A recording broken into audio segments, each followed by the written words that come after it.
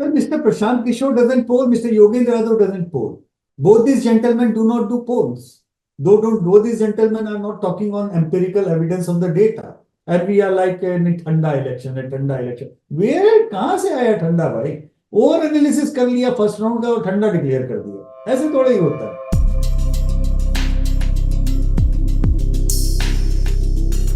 Hello and welcome to another very special election interview with the Quint. And today we have Mr. Yashwant Deshmukh with us, who is founder director of CVoter and also one of the most respected pollsters and political commentators in the country. Mr. Deshmukh, thank you for taking out your time. I know you're extremely busy, but I guess I just have a few basic questions for you. The first one being that there seems to be some consensus among commentators and journalists that the BJP's weakness in this election seems to be in the north and the west, some vulnerable seats, and maybe or maybe not, they'll be able to compensate in the east and the south. What is your response to this characterization? Is it accurate, or are we asking the wrong question? The problem which I have with many of my friends who are doing analysis on both sides, good and the bad, is that one side picks up all the probable losses of the BJP and they never add up the probable gains of the BJP.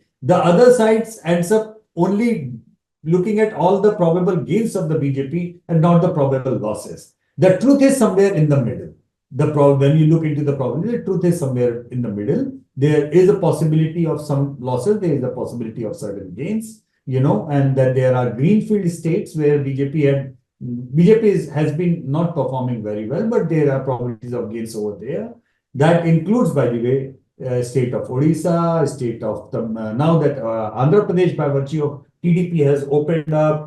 Then Telangana has opened up for them, and they are giving a good fight, likely in West Bengal. So these are the areas where they can gain. And one more thing, that by virtue of contesting more seats in Maharashtra, last time they contested lesser number of seats, they are contesting almost 29 seats this time. They have opened up the chances of increasing their own individual tally in Maharashtra as well. So these are the areas, but then there are such areas we all know that they have performed saturation performance in UP, Gujarat, Rajasthan, Madhya Pradesh, Chhattisgarh, Uttarakhand, Himachal, and so on and so forth, and in Karnataka. So can they go down in these states? Yes, but then that probability is as good as the probability of BJP opening up in other states as well. That Prashant Kishore Karan Thapar interview has triggered so much conversation about the art of polling and psephology. And, on one hand, you have somebody who is saying that BJP is getting around 303 or more, and on the other hand, you have somebody saying that they won't make it to 250 or won't make it to 270 independently. That is it really a product of confirmation bias? Is it really a product of what people want to see? Or do you think this election is so muddled that both sides may genuinely come up with these numbers with holding polling absolutely honestly to their heart? Well, Mr. Prashant Kishore doesn't poll, Mr. Yogendra Yadav doesn't poll. Both these gentlemen do not do polls. Both these gentlemen are not talking on empirical evidence of the data. Why? So I cannot, all the pollsters like me, Sanjay Bhai, or Pradeep Gupta, those who are doing serious polling on the ground, these people right now are not in a position to say anything because of the Election Commission embargo. So just because we are silent, we cannot speak. So that opens up the Maidan for everybody to come in and kick around, just because the real pollsters are silent. So if you have to pick between the sides between Prashant Kishore and Yogendra Yadav, good luck. That way, but because the fact is that none of them is coming from the empirical evidence of data collection, and because they are not doing the exit polls. So they have that luxury of doing that thing, and nobody can hold on to whatever they said simply because both of them are politicians. This election seemed to be, and the key word in the media was thanda, until the Prime Minister started giving some controversial speeches. Before that, everybody was saying that the election is thanda. And now the election appears to be not so thanda. Election is thanda. That thing came in from the first phase because the drop of 4% reported in turnout. Okay. If a good turnout happens, elections are never considered thanda. People are going out and vote. And I think we have over-analyzed the first phase drop in turnout. That was not required. I mean, everybody kind of went really gungo. Oh, 4% drop हो गया, पता नहीं क्या हो जाएगा, आसमान फट जाएगा, धरती निकल जाएगी, क्या हो जाएगा, we don't know. Come to the fact of it, 3 point some percent in the first phase, second phase was 2%, third phase was 1%, fourth phase was more than the last time.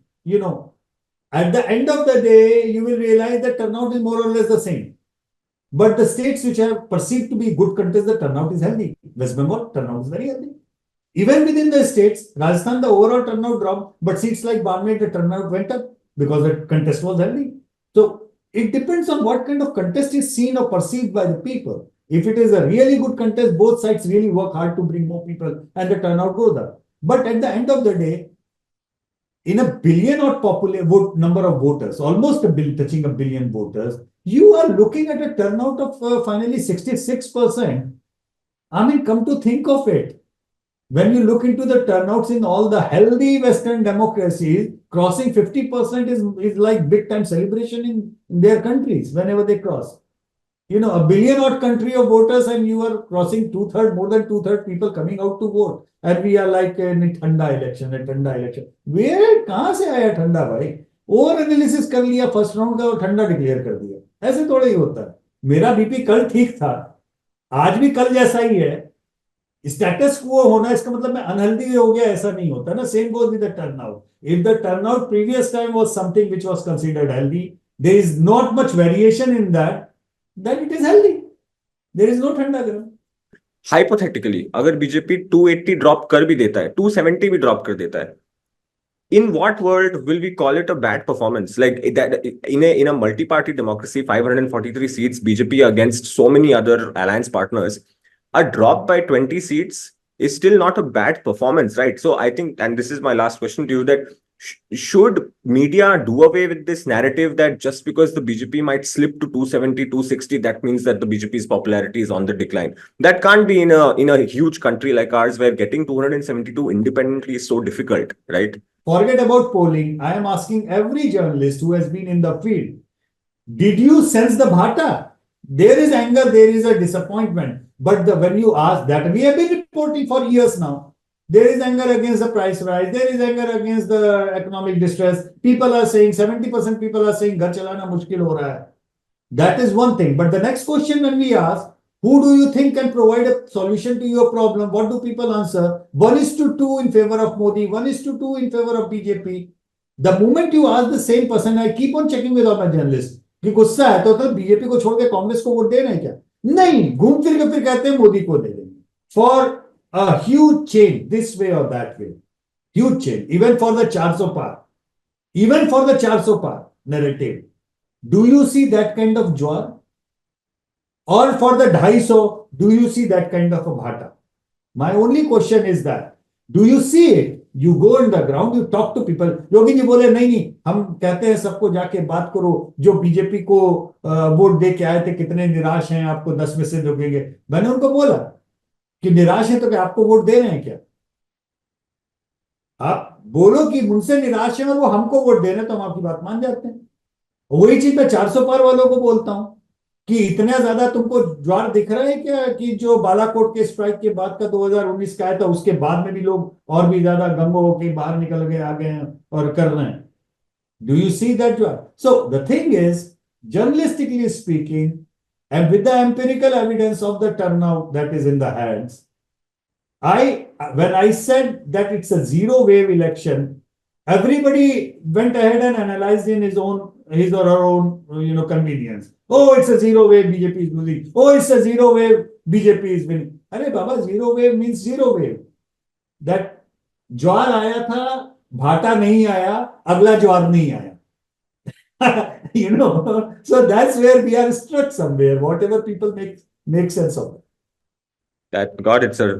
Mr. Yashwant Deshmukh, sir, thank you so much for your time. It's been a pleasure talking to you. And hopefully we'll get to see more of you and hear more of you after counting day. We'll stay, sir. Thank you so much. All right.